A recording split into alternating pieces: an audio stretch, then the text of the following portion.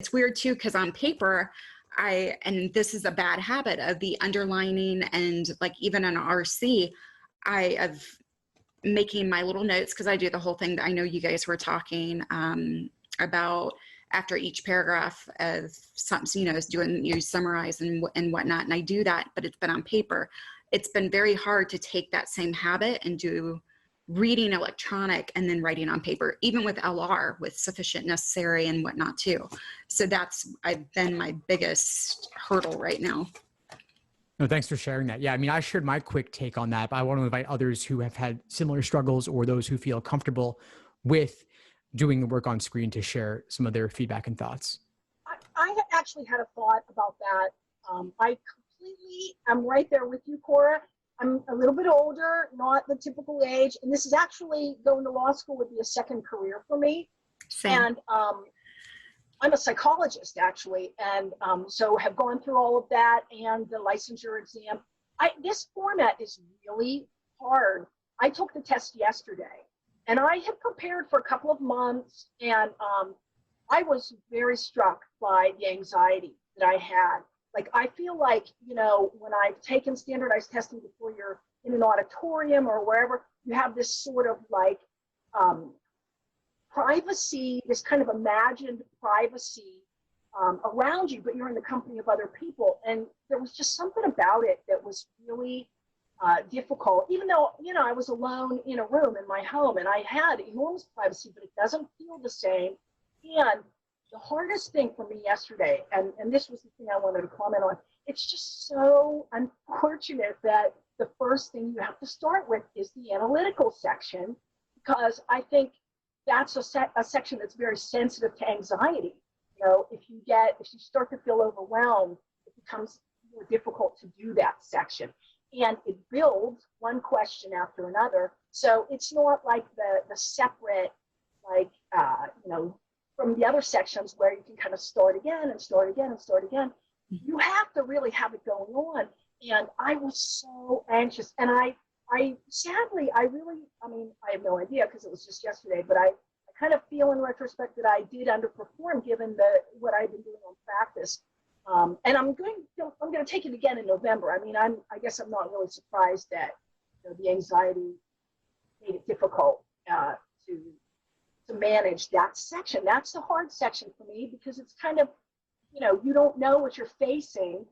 It's so varied, and you don't know what kind of games there'll be. And I absolutely perform better on certain types of games, and not quite as well on others. And boy, it just starts, and there you are, and it's boom, the tough one, the analytical section. We have to keep it together to be able to perform.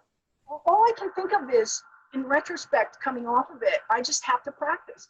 Like, practice, get more familiar with the games, do it, so that, like, it's like anything, the anxiety will be diminished the more familiar you are with what's going on. Just going to practice, and so that, like, as whatever I get will just feel less threatening, less, I won't be as agitated when I start. But boy, anxiety and speed, as you get older, speed, I can do the analytical questions. I very rarely come across one that I don't understand, but I can't do them nearly as quickly as maybe I would have like 20 years ago. And speed is everything, It'll just move from item to item to item, and efficiency, speed.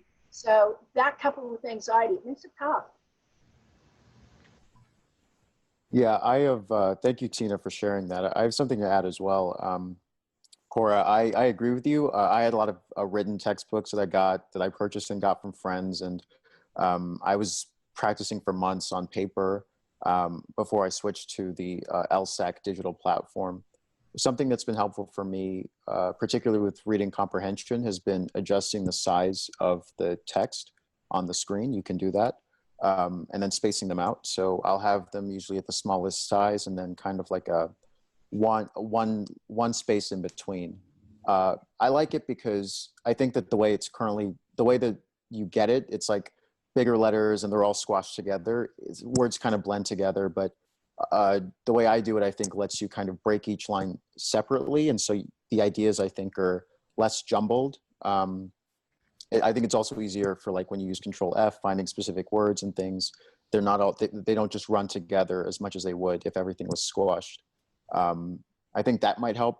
And then maybe, you know, as Steve likes to say play around, having a brighter screen, less split screen, seeing which one is more comfortable for you. But then otherwise, yeah, just building up your familiarity. But I definitely understand because it's definitely, I prefer written as well. Yeah, I wish it was an option. Yeah. I would go old school. Thanks for tuning into the show. Please subscribe if you haven't done so already to be notified of new episodes as I release them. And feel free to reach out if you need anything at all as you move forward with your prep. I'm happy to help however I can. In the meantime, I wish you all the best and take care.